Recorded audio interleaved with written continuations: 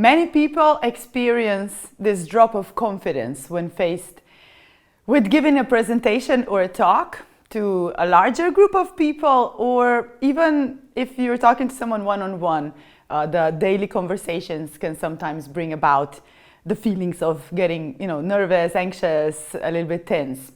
And I believe you can be a totally confident person and still experience some of this anxiety. And this is interesting, why is this simultaneous? Where does this come from? I believe that there's two things, like you can be confident but still have a very poor low self-esteem.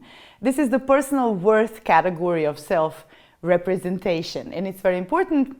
My name is Mita Groscher. I am a professional speaker coach, and I have dealt with a lot of anxiety and stage fright with my clients, and also personally too, I have to admit it. In fact, 10 years ago, when I started training in public speaking myself, I have to say I believed this stage fright anxiety was somewhat different from my everyday anxiety. If there even is such a thing as everyday anxiety, I don't know. After a decade of experience, I think a little bit differently now about what stage fright is. I believe it's very much related to how we position our own worth in this world, in the industry. And it also connects with your limiting beliefs about our personal worth, about the space we are able to occupy in this world. If you want to know more about this, like anxiety, limiting beliefs about speaking, you are welcome to subscribe to this channel, Stage Fright Empowerment, basically, getting rid of stage fright. This is my favorite topic, actually, apart from a couple other topics as well. But this one is very favorite of mine. So I want to start with a little bit of a disclaimer here. In this video, I speak as an accredited EMCC coach, and also I'm an NLP accredited coach. I'm not a medical doctor though.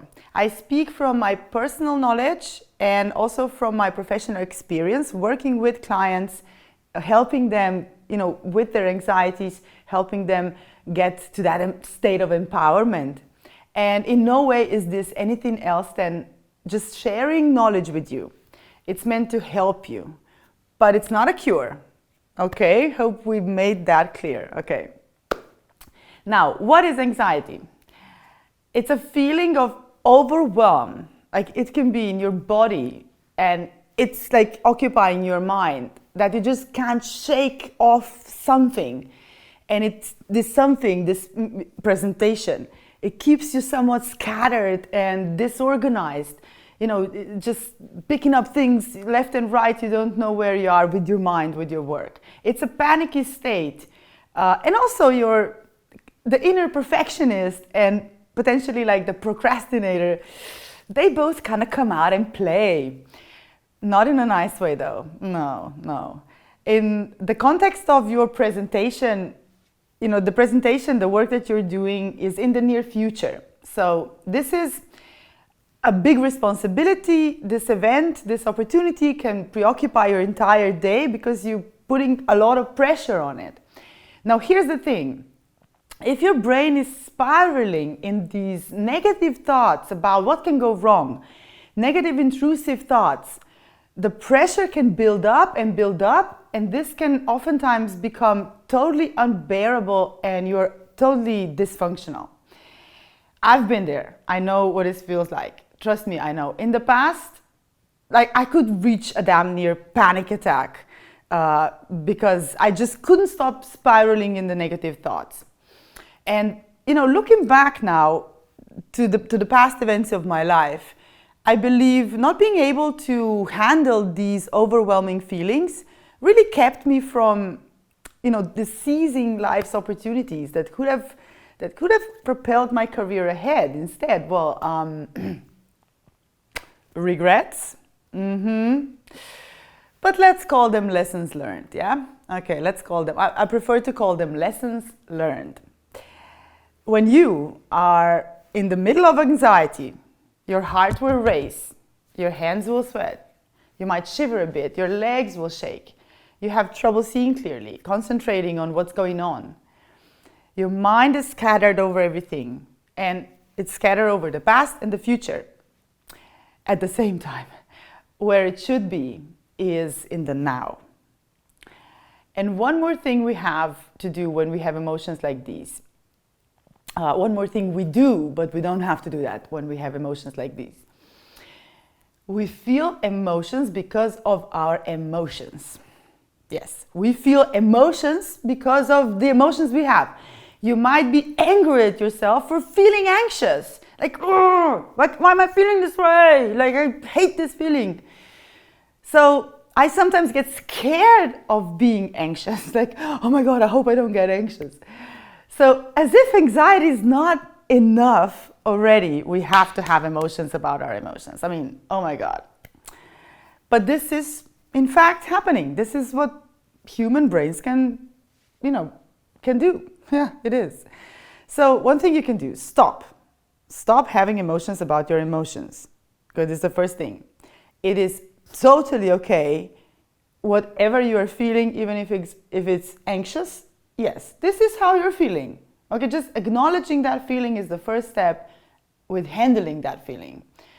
So, self-regulation, I said the word. Yes, self-regulation.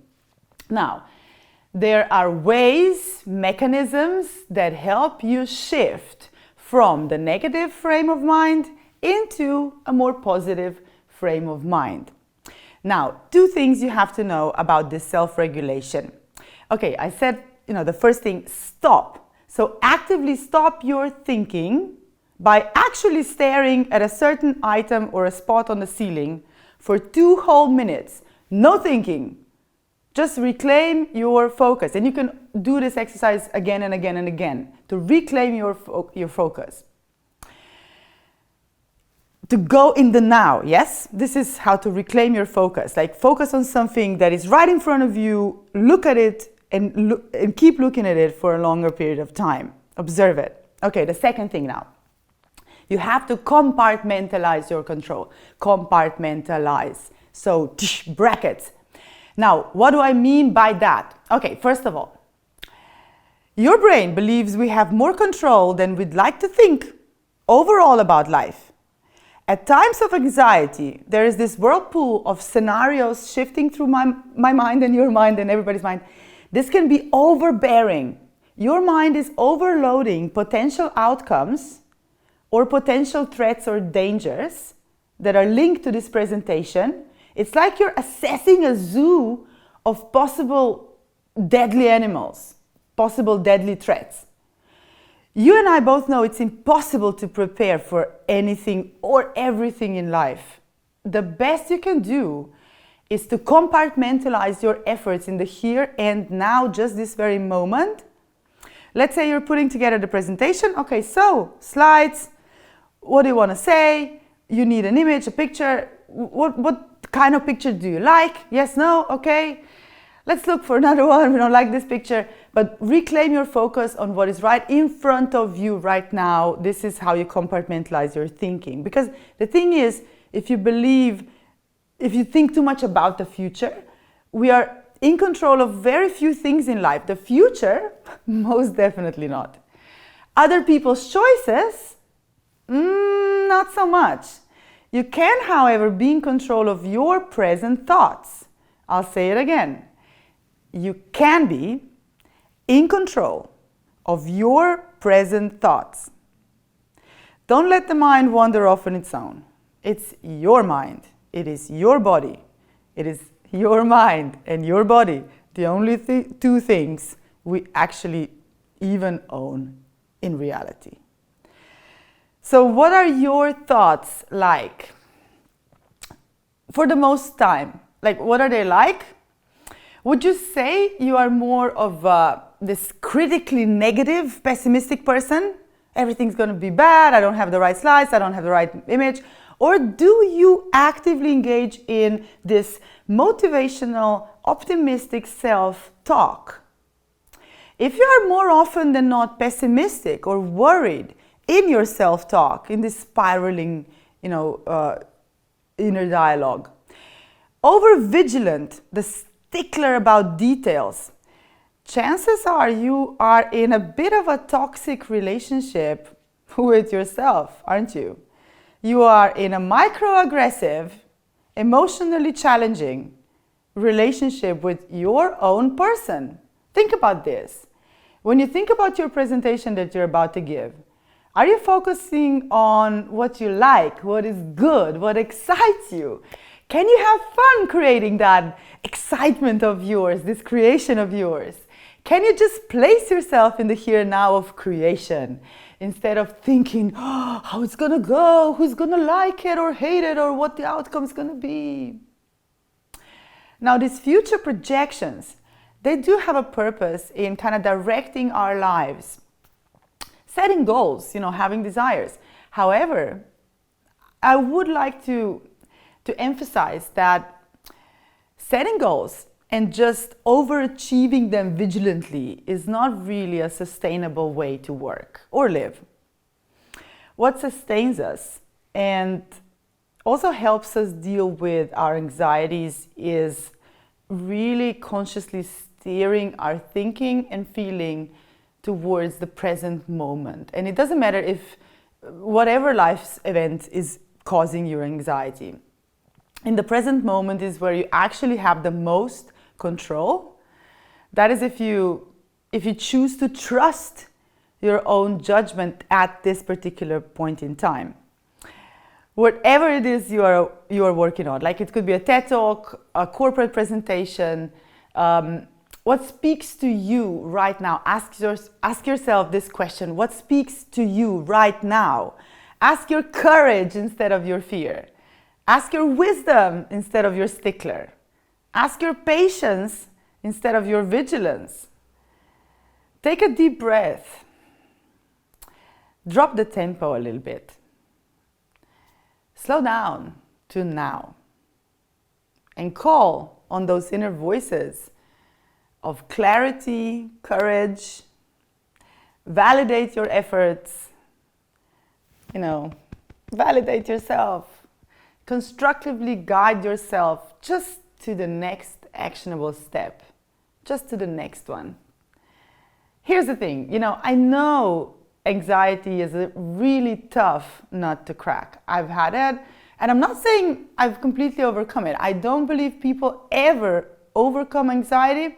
What I would be preferring to say, this would almost be like if I were to say to you, I'm never afraid of anything, and this is a complete lie. It's a complete lie. Of course I'm afraid. Everybody is. Fear is a basic emotion. Rather, what we can do though is to develop methods to keep these feelings at bay, to understand our emotions and run to play with them. I've helped hundreds of people through my coaching, and with these methods, they manage to be way more self-reassuring and self-reinforcing at those particular times of high pressure. And I hope this video also helps you just a little bit as well with your anxiety. Comment if you have more questions about anxiety, especially questions you'd like me to answer. And also don't forget to subscribe if you haven't done so already. I thank you very much for watching this video till the end. I love it when you do that. Take care and don't forget to speak soon.